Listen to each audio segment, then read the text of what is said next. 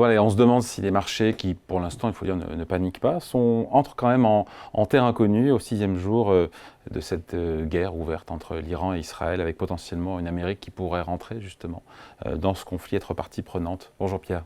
Bonjour David. Pierre Sabatier, économiste, président du cabinet PrimeView. Donc j'ai dit, pas de panique jusqu'à présent. L'ajustement s'est fait essentiellement sur le pétrole, à 75 $. Mais il y a beaucoup de questions qui sont sans réponse, encore une fois. L'issue de cette montée de tension, est-ce que l'Amérique de Trump va participer ou pas directement? Jusqu'où l'affrontement peut aller? Est-ce que le pétrole peut aller plus haut? Et la Fed, qu'est-ce qu'elle va faire ce soir? Non, mais il y a beaucoup de questions là. Il faut beaucoup de paramètres dans l'équation. Ouais. Et pour l'investisseur, c'est compliqué de pricer la géopolitique, la guerre, c'est compliqué. Oui, alors on l'avait déjà évoqué puisque la remise en question en fait, des règles du jeu, c'est ce qui fait souvent en fait, franchir des paliers, que ce soit à la hausse, soit à la baisse sur les marchés financiers. Est-ce qu'il est temps d'instaurer une prime de risque, soit plus faible, soit plus forte en fonction de l'évolution des règles du jeu? Je pense que fondamentalement, et pour bien comprendre quand même l'absence de réaction des marchés, il faut bien comprendre que l'impact sur les marchés, ce n'est pas un risque éventuel, c'est essentiellement la proximité d'un changement fondamental de règles du jeu qui fait que les entreprises, qui sont celles qu'on achète lorsqu'on achète des marchés actions, on n'achète pas en fait marché actions, on achète des entreprises, on devient copropriétaire d'une entreprise. Lorsqu'on achète une entreprise, on l'achète parce qu'on est convaincu qu'elle fera mieux demain qu'aujourd'hui, et pour être convaincu de ça, il faut avoir de la visibilité. Et donc c'est vraiment le changement de règles du jeu qui amène à avoir finalement des marches d'escalier, soit à la hausse, soit à la baisse. On s'installe à un niveau plus élevé, à un niveau plus bas en fonction de ça. Pourquoi est-ce que les investisseurs n'ont pas peur? Mais parce qu'aujourd'hui, cette résilience me surprend. Et tant mieux d'ailleurs. Alors j'écoutais comme d'habitude évidemment Benjamin Louvet hier qui exprimait finalement son point de vue sur le pétrole et il résumait très bien la situation. C'est avant-hier. Avant-hier, pardon. Voilà, sur le pétrole. Il est bon Benjamin.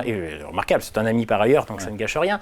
Mais pour le coup, en fait, il a listé l'essentiel. Pour le moment, le plus probable n'est pas l'escalade.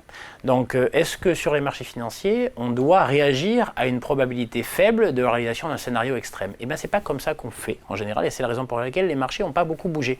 Et j'y reviendrai peut-être par analogie à ce qui s'est passé à travers la problématique de la guerre commerciale qui s'est ouverte puis un peu refermée depuis, et sur la manière dont les marchés financiers se sont comportés, parce qu'au final, on a à peu près les mêmes dispositions actuelles.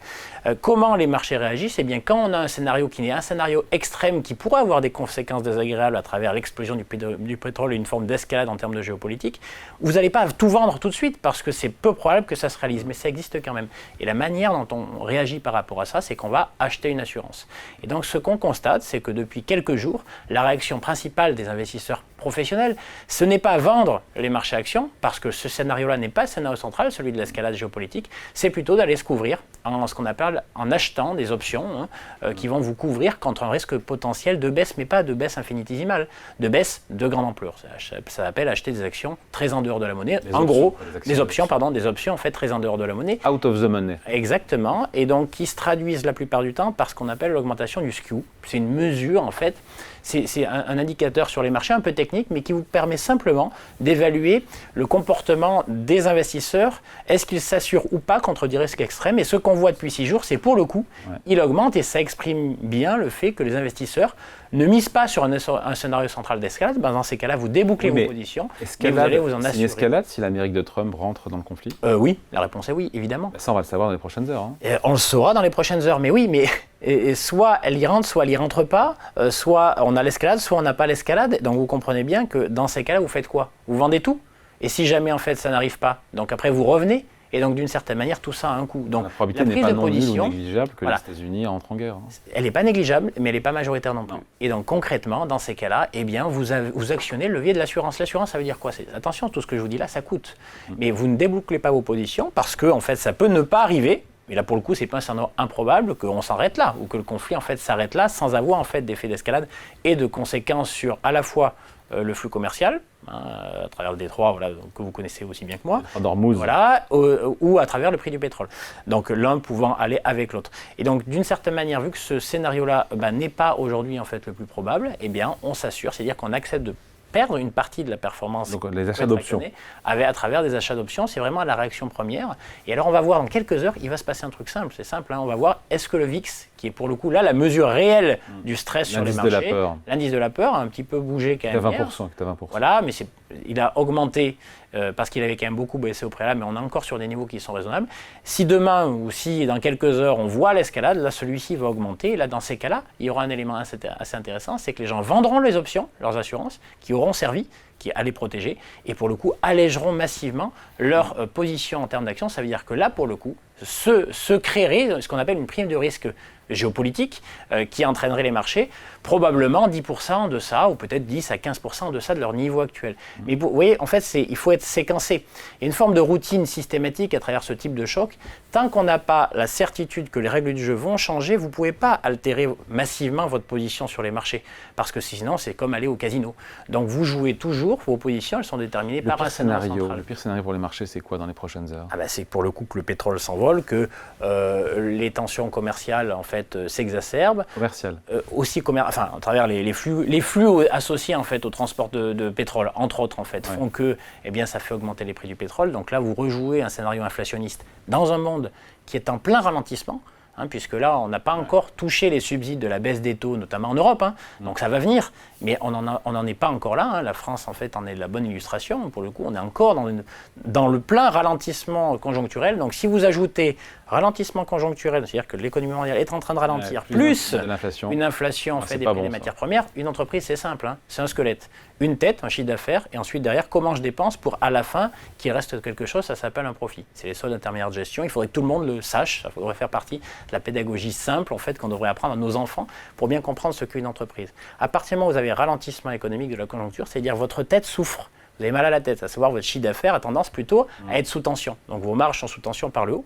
Si en plus vous avez à l'intérieur de ce que vous consommez des matières premières qui coûtent plus cher, elles se pincent aussi vers le bas, ça s'appelle un effet ciseau. Et là pour le coup ça sent pas bon, ça entraîne vers non un ralentissement et en fait un effet récessionniste naturellement. On voit un ralentissement qu'on voit aussi, Pierre, aux États-Unis, les ventes au détail du mois de mai sont décevantes une fois de plus. Ça fait plusieurs mois qu'elles sont mal orientées. C'est peut-être la guerre commerciale de Trump qui commence un peu à peser. Vous connaissez mon point de vue probablement. Je pense qu'on surestime ce point au détriment en fait, d'un autre phénomène qui est un effet ralentisseur. C'est rare, mais il faut quand même avoir en tête que tous les pays aujourd'hui ne sont pas au même stade de leur cycle conjoncturel. Les États-Unis restent dans une situation où la politique monétaire continue d'appuyer sur le frein, ce qui n'est plus le cas en Europe. Donc ça veut dire que là, on est en train de toucher les subsides, ce ralentissement des ventes au détail. C'est moins la politique commerciale et l'instabilité associée que les taux qui restent en fait élevés. Donc Trump a raison de demander à la Fed de baisser ses taux massivement. Alors, vous écoutez. Ça fait déjà 6 mois qu'on en parle. Vous verrez, c'est notre position, c'est que la Fed joue Elle va rien faire aujourd'hui. Un jeu compliqué parce qu'elle ne veut pas céder à des injonctions qui pourraient la positionner comme un subside, comme être à la botte de Donald Trump, un subalterne en fait de la politique budgétaire et de Donald Trump.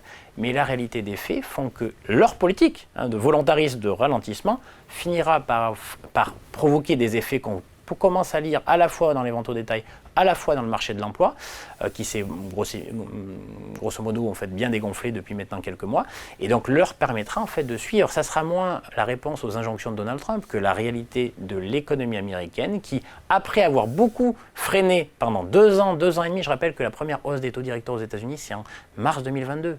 On est en juin 2025. Vous vous rendez compte, ça fait quand même extrêmement longtemps qu'on est sorti d'une politique très expansionniste. Ça a forcément des effets. Voilà. Et on y est. Et donc, on y est. Donc, c'est ça le risque principal. C'est dans un monde qui naturellement est en train de ralentir pour des raisons qui ne sont moins d'ordre géopolitique que d'ordre structurel, à savoir des politiques monétaires qui ont été implémentées au cours des dernières années.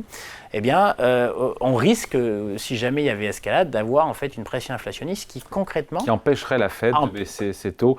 La Fed qui doit dévoiler ce qu'on appelle les dot plots, c'est les projections anonymisées des futurs mouvements de taux de la Fed. On était jusqu'à présent sur 2 baisses de taux potentielles d'ici la fin de l'année. Ça pourrait bouger dans le mauvais sens. Mais ou pas, parce qu'attention. Pas du tout. Ou pas, parce que là où elle est mal à l'aise, c'est que c'est un léger ralentissement avec des pressions inflationnistes qui peuvent être... Mais si l'inflation des prix des matières premières bien spécifiques augmente fort, la conséquence première, c'est la récession. Et vous savez qu'elle a 2 mandats à la Fed. Elle en a 2, c'est évidemment le fait que l'économie fonctionne au plus proche de l'emploi, mais au plus proche de son potentiel, à travers et l'emploi est un indicateur qui vous permet d'estimer si vous y êtes ou pas. et l'inflation. Et dans ces cas-là, pour nous, ça précipiterait plutôt le besoin pour la Fed, au contraire, de plutôt baisser ses taux en tant que tel. Donc là, le vrai sujet principal, c'est un sujet microéconomique. Il faut l'avoir en tête. On a aujourd'hui des entreprises qui sont mises sous pression parce qu'elles ont moins de pipe en fait, pour leur vente, pour soutenir en fait, leur marge et donc leur profit à travers leur chiffre d'affaires. Si dans ces conditions-là, vous y ajoutez une tension des marges par le bas à travers une augmentation des coûts de production, là, pour le coup, vous transformez le ralentissement en récession. Et là, je vais vous donner un chiffre. Une récession macroéconomique, ça coûte en moyenne en révision des bénéfices sur les anticipations. Ça dépend. En révision entre 25 et 35%, depuis 35 ans, hein, voilà, sur les chiffres qu'on peut avoir à disposition sur les financiers. Donc ça veut dire que c'est plus la même musique, parce que les niveaux de valorisation actuels, vous savez que les marchés sont quasi revenus sur leur plus haut d'avant séquence taxe. Voilà, exactement. Et donc on est quasi revenu, ça veut dire qu'on est revenu quasiment là aussi sur les mêmes niveaux de valorisation près cet épisode. Donc grosso modo, les gens vont qualifier le marché de cher. Mais le marché, il est pas cher si la microéconomie, c'est-à-dire que la santé des entreprises continue d'être bien orientée. Par contre, c'est plus du tout la même musique si pour le coup, on a des entreprises qui finissent par publier ou par traduire cet effet ciseau potentiel, des difficultés en termes de chiffre d'affaires, des coûts de production qui montent. Et là, pour le coup, on est sur d'autres niveaux. Et là, il est impossible de justifier les niveaux de valorisation actuels. Mais c'est à cette condition-là. Ouais. Bon, le résultat, c'est que quasiment on est au début de l'été, c'est le gros brouillard, c'est le brouillard épais. Non, mais c'est vrai. C'est le brouillard, mais le risque principal sur les marchés, c'est ne rien faire tout de même. Donc il ne faut pas que le brouillard amène à l'immobilité. J'aime bien cette image, déjà utilisée en fait sur ce plateau. Attention à ne pas se transformer en biche en pleine nuit au milieu de la route, qui est aveuglé par les phares de la voiture et du coup qui attend de se faire percuter. Donc concrètement, le brouillard ne doit pas amener en fait à l'immobilité. Hein, donc là aujourd'hui, je trouve que pour le coup, les investisseurs sont assez rationnels. Ouais, il y a des risques qui existent, mais dans la vie, il y a toujours des risques. Est-ce que ça vaut le coup en fait de tout débrancher? La réponse est probablement non. On n'en sait pas assez pour cela. Ça, on verra une fois que l'occasion sera faite. Par contre, le sujet le plus raisonnable ou l'action la plus raisonnable, c'est probablement s'assurer contre ces risques extrêmes. Hein. Là, on ne parle pas en fait de risques qui sont des risques mineurs de correction, en fait, qui sont des corrections de cycle classiques. Allez, merci beaucoup. Explication signée Pierre Sabatier, président du cabinet PrimeView. Merci Pierre. Merci David.